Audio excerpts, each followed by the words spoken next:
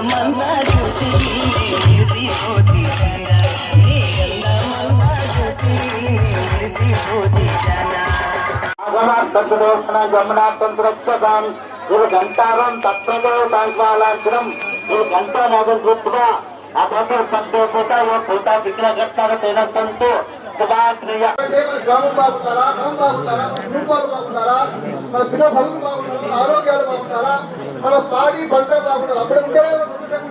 అవి లేనప్పుడు మనం బాగుపడుతూ ఉంటాం కాబట్టి